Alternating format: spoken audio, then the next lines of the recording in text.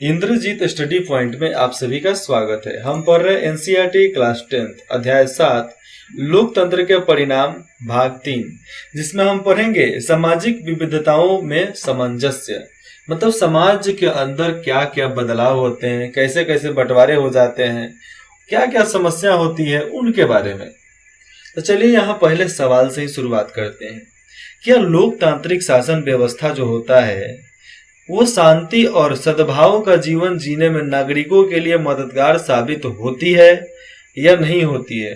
नागरिकों को शांतिपूर्ण जीने में मदद करती है कि नहीं करती है?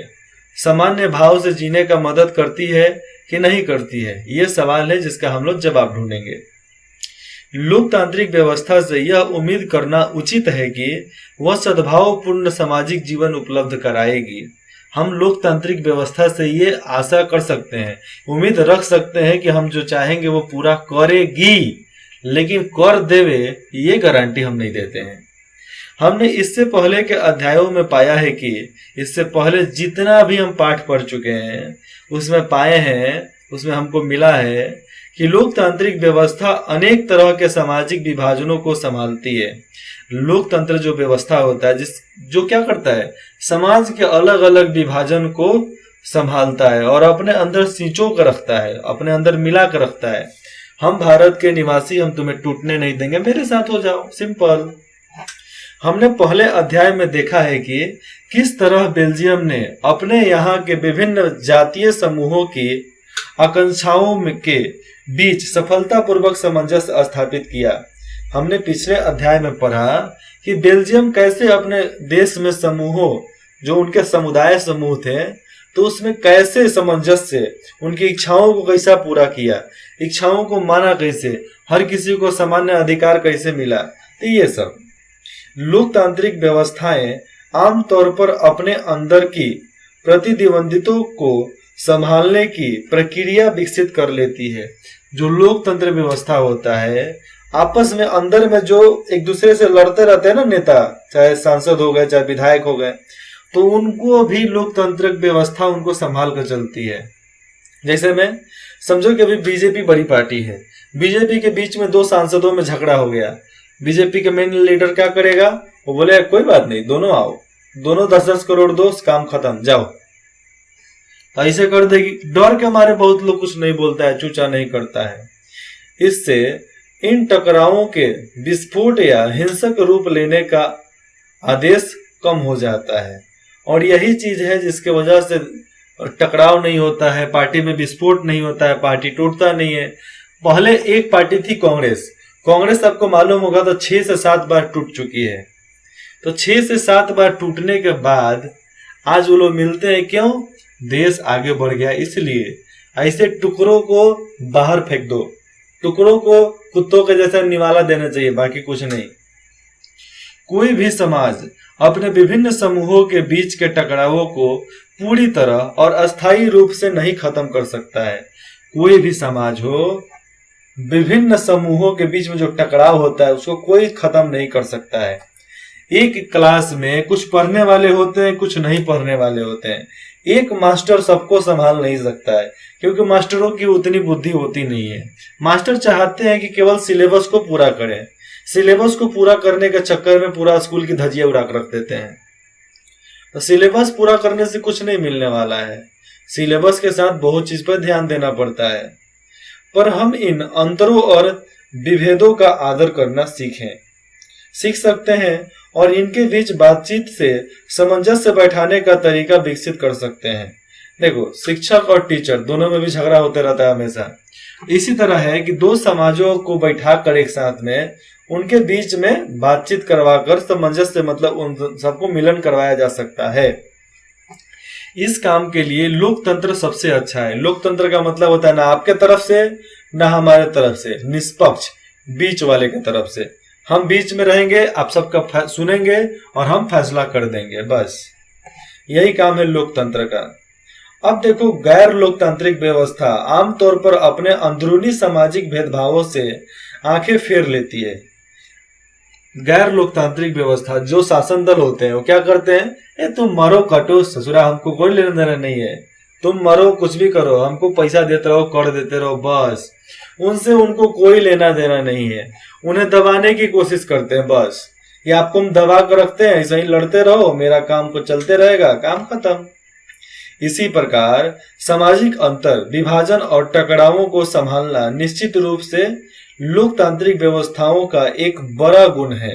यहाँ पर दिया गया है कि ऐसा ही सामाजिक अंतर हो जाता है, विभाजन हो जाता है, टकराव हो जाता है, तो उनको संभालने में लोकतंत्र व्यवस्था का एक बड़ा गुण है। वो क्या करती है? पैसा देती है, फोर्स देती है, आदमी भेजती है कि इन सबको बैठ कर सुलझाओ, खत्म करो ये कहानी, बस ये चाहते हैं कि जल्दी से जल्दी खत्म हो। पर श्रीलंका का उदाहरण हमें इस बात की भी याद दिलाता है। श्रीलंका के उदाहरण से हमको पता है कि क्या क्या हो सकता है। श्रीलंका में दो समुदाय के लोग हैं, सिंहली और तमिल वाले लोग। तमिल वाले बोलते हैं कि नहीं, सिंहली भाषा को आजादी दोगे तो क्या होगा, हम लोग दब जाएंगे तो हम पर अत्याचार होने लगेगा। इसलिए दोनों में हमेशा कूट काट लगा रहता है। श्रीलंका का उदाहरण हमें इस बात की भी आजादी दिलाता है कि इस बात की भी याद दिला देता है कि परिणाम को हासिल करने के लिए लोकतांत्रिक व्यवस्था को स्वयं भी दो शर्तों पर पूरा होना पड़ता है, और दो शर्तों पर पूरा होना पड़ता है। लोकतंत्र व्यवस्था में अपने आप को भी दो प्रकार के शर्तों को देखना पड़ता है। कौन कौन शर्त को हासिल करना पड़ता है? काहे कि जब तक लोकतंत्र व्यवस्था कोई संविधान पर नहीं चलेगा तो देश नहीं चल सकता ना। यह गौर करना जरूरी है कि यहाँ पर दो में से एक सुनो। यह गौर करना जरूरी है कि लोकतंत्र सीधे सीधे अर्थ बहुमत की राय से शासन करना नहीं है। मतलब यहाँ पर देख लो, सीधा साधा अर्थ इसका मतलब नहीं होता है कि आप बहुमत से हैं तो आप शासन कर लेंगे। बहुमत को सदा ही अल्पमत का ध्यान रखना होता है। बहुमत का मतलब होता है सबकी बातों को सुनकर आगे बढ़ना। ऐसा नहीं कि बहुमत है तो हम सब कुछ कर सकते हैं, ऐसा नहीं है। हर किसी की बात सुनना पड़ता है आपको, उसके साथ काम करने की जरूरत होती है, तभी सरकार जन सामान्य की इच्छा का प्रतिनिधित्व कर पाती है। जन समाज की इच्छा मतलब हमारे जनता की इज्जत प्रतिनिधि लोग कर पाते हैं, नहीं तो नहीं कर पाते ना। बहुमत और अल्पमत की राय कोई अस्थाई चीज नहीं है। अब देखा जाए तो जिसका बहुमत है चाहे अल्प बहुमत है, उनका जो राय होता है वह अस्थाई चीज नहीं होती है, उसमें बदलाव लाया जा सकता है। हर किसी के सोच के अनुसार उसमें बदलाव लाया जा सकता है, कोई दिक्कत नहीं है। सबसे पहला है कि आप हर किसी का सुनकर चलो।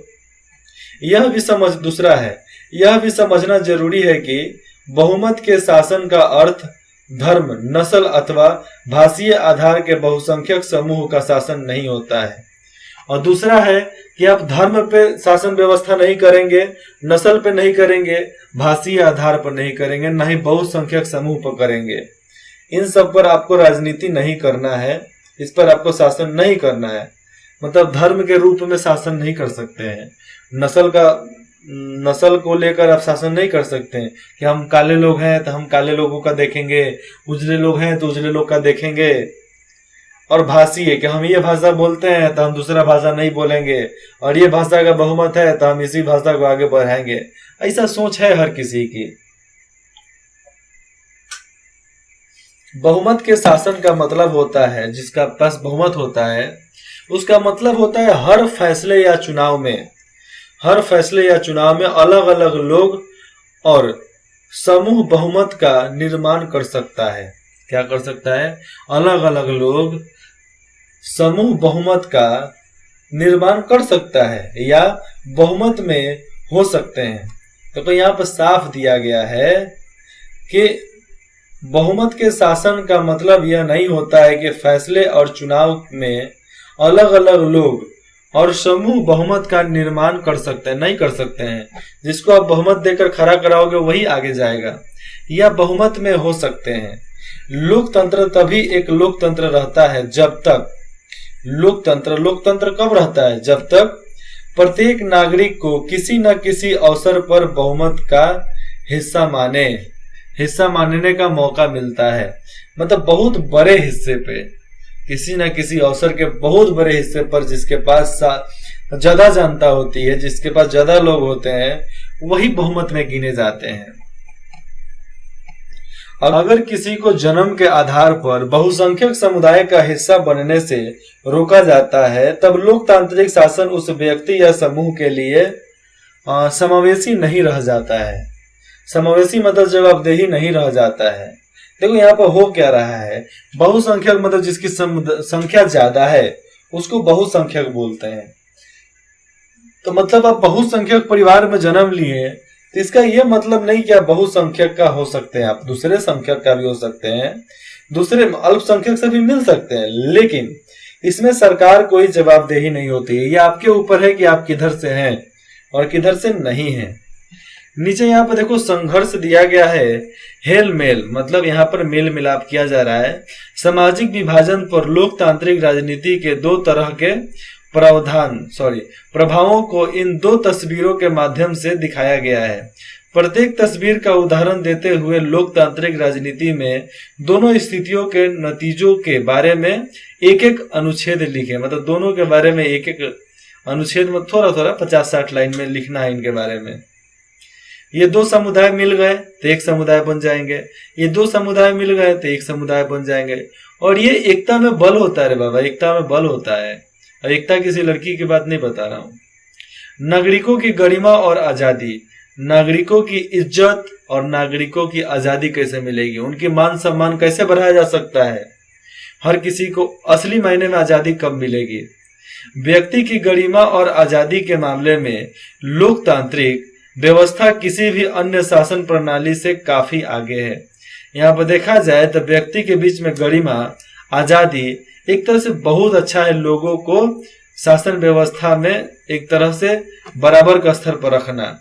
लेकिन यहाँ पर दिया गया है कि मामले में लोकतांत्रिक व्यवस्था किसी भी अन्य शासन प्रणाली से काफी अच्छा, बहुत अच्छा है। जैसे गरिमा और आजादी की बात आ गई तो शासन व्यवस्था जो थी बहुत खराब थी, लेकिन लोकतांत्रिक व्यवस्था जो आया बहुत अच्छा है। प्रत्येक व्यक्ति अपने साथ के लोगों से सम्मान्य मतलब इज्जत पाना चाहते हैं। हर लोग चाहते हैं कि हमको लोग, चार लोग इज्जत करे। बस अक्सर टकराव तभी हो पाता है, टकराव तभी पैदा होता है जब कुछ लोगों को लगता है कि उनके साथ सामान्य का मतलब एक जैसे सामान्य का व्यवहार नहीं किया जा रहा है। किसी के बीच में टकराव कैसे होता है, टकराव पैदा कैसे होता है, जब उसको लग जाए कि हमको औरों से लोग अलग समझ रहे हैं, एक जैसा नहीं समझ रहे हैं। गरिमा और आजादी की चाह मतलब अपने लिए सामान्य और अपने लिए आजादी का भाव चाहे ही लोकतंत्र का आधार हो, चाहे है। दुनिया भर की लोकतांत्रिक व्यवस्थाएं इस चीज को मानती है कि हर किसी को गरिमा और आजादी का चाह होना चाहिए, हर किसी को सामान्य इज्जत के भाव से जीना चाहिए, हर किसी को बिना रोक टोक का जीना चाहिए। सारी सरकार मानती है, यहाँ पे सब सरकार बोलता है कि ठीक है, खास करके लोकतांत्रिक व्यवस्था कम से कम सिद्धांत के तौर पे, कम से कम देखा जाए तो सिद्धांत के तौर पर तो जरूर होना चाहिए। अलग अलग लोकतांत्रिक व्यवस्थाओं में इन बातों पर अलग अलग स्तर का आचरण होता है। लोकतांत्रिक सरकारें सदा नागरिकों के अधिकारों का सामान्य नहीं करती। यहाँ पर दिया गया है कि अधिकतर देखा जाए कि लोकतांत्रिक जो सरकार होती है नागरिकों का सम्मान करती ही नहीं है, सम्मान नहीं, सम्मान नहीं करती है, उनकी इज्जत ही नहीं करती है, उनके बारे में सोचती भी नहीं है। फिर जो समाज लंबे समय तक गुलामी में रहे हैं, जो भी समाज लंबे से गुलामी में रहे हैं, उनके लिए एक एहसास करना आसान नहीं है कि सभी व्यक्ति बराबर हैं। वो कभी एहसास नहीं कर सकते कि सभी व्यक्ति एक जैसा में बराबर हैं। जो लोग राजपाट के रह चुके हैं वो आज भी छुआछूत मानते हैं भैया, आज भी मानते हैं। यहाँ स्त्रियों की गरिमा का ही उदाहरण ले ले। अब लड़कियों के, स्त्रियों की इज्जत के बारे में देख लिया जाए। दुनिया के अधिकांश समाज पुरुष प्रधान समाज है। पुरुष प्रधान का मतलब क्या होता है, लड़की जब पैदा होगी तो पिता के शरण में रहेगी, बड़ी होगी तो पिता के शरण में, भाइयों के शरण में रहेगी। लड़की का जब शादी होगा तो पति के शरण में रहेगी, पति मर जाएगा तो बेटों के शरण में रहेगी। यहाँ पर उनका खत्म ही नहीं होता ना। लेकिन आज 50% नहीं बोलेंगे, करीबन 20% औरतें जो है सेल्फ डिपेंडेंट है। अब उनको लगता है कि हम बड़का तोप हो गए हैं। भैया आपको सब चीज दिया गया, इसका मतलब नहीं कि आप बड़का परमाणु बम समझ ले अपने आप को। हो तो एक भाई औरत ही, एक इंसान ही हो ना, कि भगवान बन गई हो। तो वैसे तोप लोगों को बहुत जल्दी सबक मिल जाती है। ऐसे तोप नहीं बनना चाहिए, डायलॉग बाजी नहीं करनी चाहिए। अरे भैया जिस काम के लिए हो वो काम करो, बस ज्यादा काय को करना। महिलाओं के लंबे संघर्ष के बाद अब जाकर यह माना जाने लगा है कि महिलाओं के साथ गरिमा और समानता का व्यवहार लोकतंत्र की जरूरी शर्तें हैं। तो आज सही में औरतों के लिए, महिलाओं के लिए उनके साथ गरिमा और समानता का व्यवहार हर लोकतांत्रिक शासन चाहती है कि हो। आज तो औरतों को बहुत अच्छा सीट भी मिल रहा है, सांसद हो जाए, विधायक हो जाए, मंत्रिमंडल हो जाए, मंत्रिपरिषद हो जाए, सब जगह पे। और आज के समय में देखा जाए तो अगर कहीं यह हालात है, कहीं भी यह हालात है कि हर किसी को गरिमा और समानता की नजर से नहीं देखा जाता है, तो उसका यह मतलब नहीं है कि औरतों के साथ सदा से सामान्य का व्यवहार हुआ है। देखो नहीं मिल रहा है तो इसका मतलब नहीं है कि हमेशा उनको धिकारा ही गया है, सामान्य का भाव उनके साथ नहीं रखा गया है। बहरहाल एक बार जब सिद्धांत रूप में इस बात को स्वीकार कर लिया गया है, तो अब औरतों के लिए वैधानिक और नैतिक रूप से अपने प्रति अलग मान्यताओं और व्यवहारों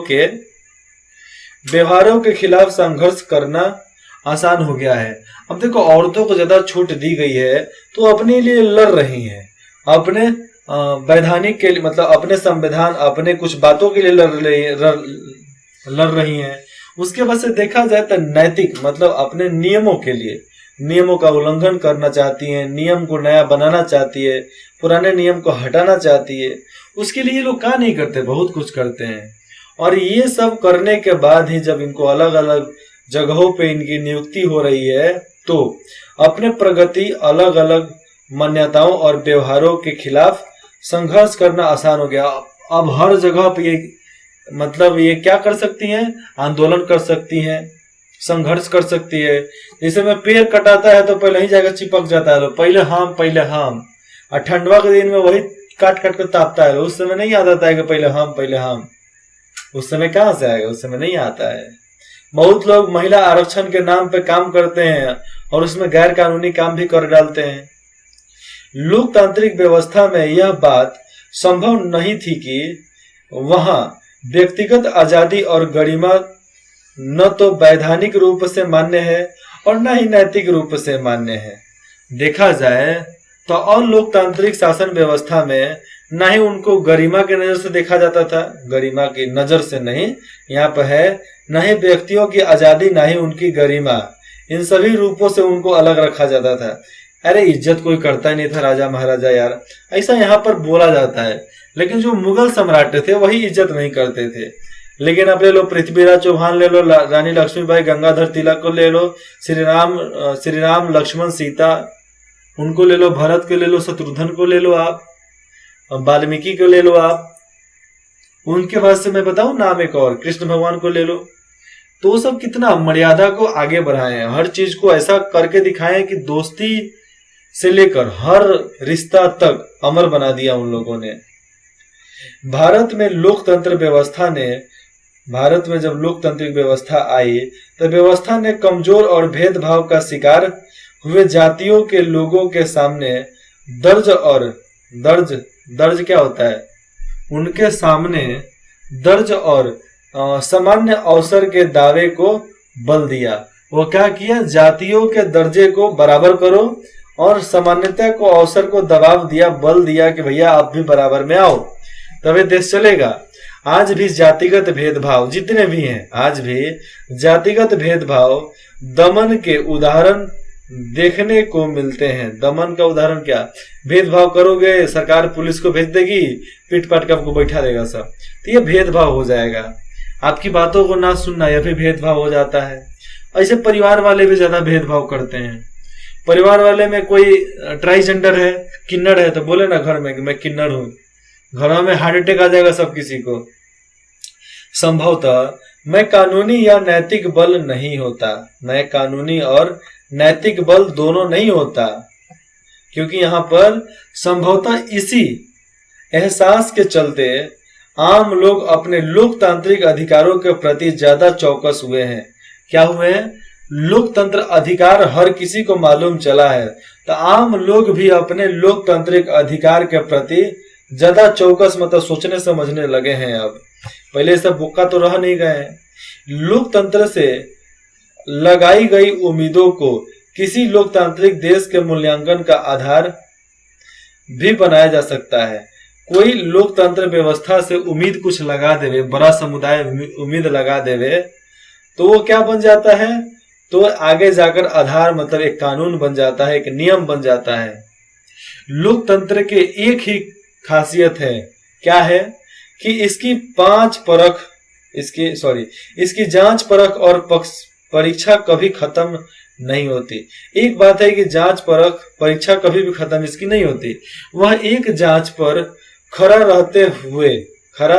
उतरे हुए, मतलब एक खार पर आए और एक जगह पे चलते गए और अगली जांच आ जाती है।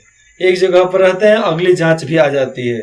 लोगों को जब लोकतंत्र से थोड़ा लाभ मिल जाता है, थोड़ा सा लाभ मिल जाता है, तो अगर जिसको भी थोड़ा सा भी लाभ मिल जाता है तो लोगों की मांग करने लगते हैं। लोग क्या करते हैं? अलग अलग प्रकार के मांगे करने लगते हैं। वे लोकतंत्र से और अच्छा काम चाहते हैं कि भैया और अच्छा काम करे। यही कारण है कि जब हम उनसे लोकतंत्र के कामकाज के बारे में पूछते हैं कि भैया सरकार क्या की है, तो वे हमेशा लोकतंत्र से जुड़ी अपनी अन्य अपेक्षाओं या पुलिंदा खोल देते हैं कि हमारे लिए ये किया है, हमारे देश के लिए ये किया, हमारे राज्य के लिए, हमारे जिला के लिए, अलग अलग प्रकार के लिए क्या किया है क्या नहीं, सब बताते हैं। और शिकायतों का अंबार लग जाता है। यहाँ पे शिकायतों का बने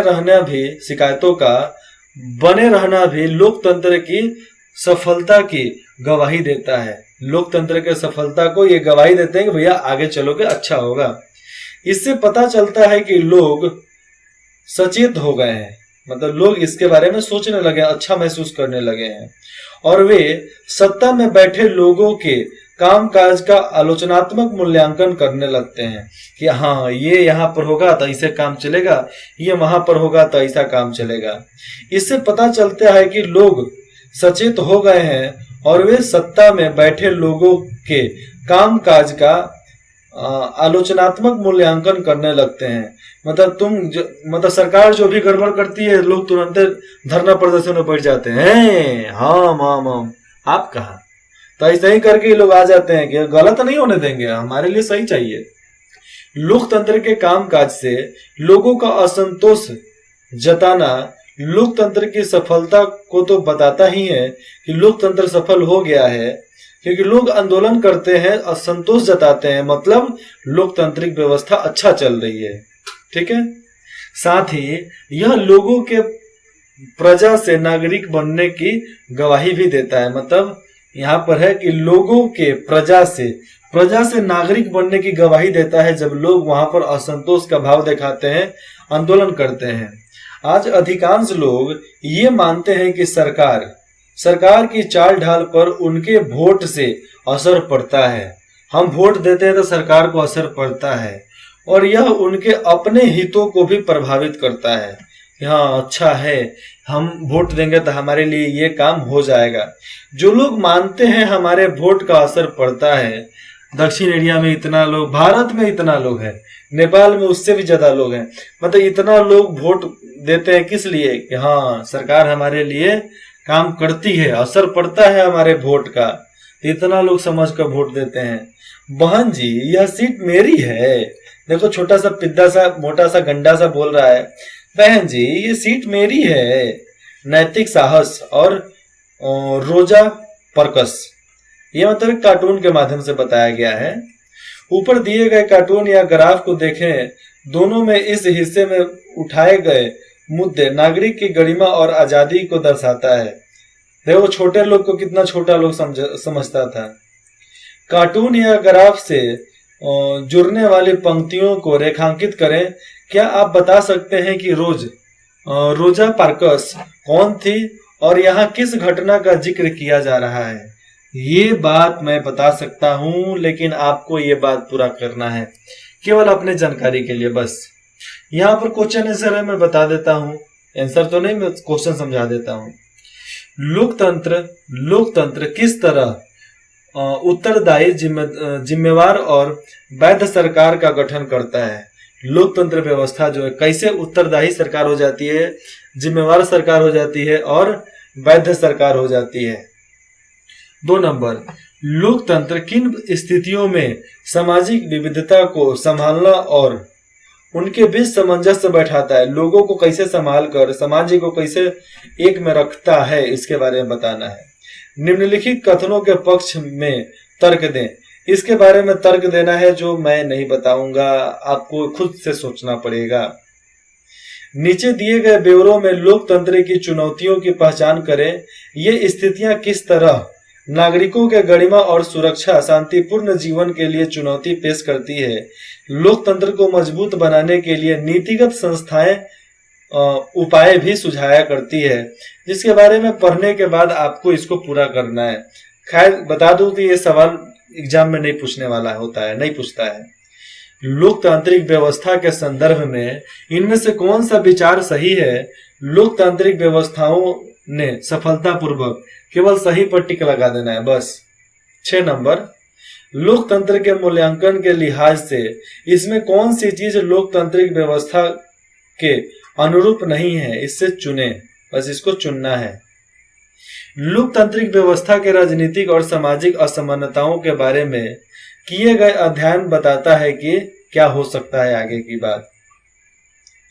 बाकी यहाँ पर कुछ खास नहीं है। फिर मिलते हैं अध्याय 8 में। किसमें? अध्याय 8 में।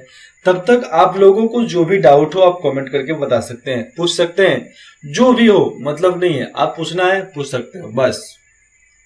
इंद्रजीत स्टडी पॉइंट में जुड़ने के लिए आप सभी का बहुत बहुत धन्यवाद। आपको मेल करना है तो indrajitstudypoint@gmail.com डिस्क्रिप्शन में भी है, आप मेल कर सकते हैं। धन्यवाद।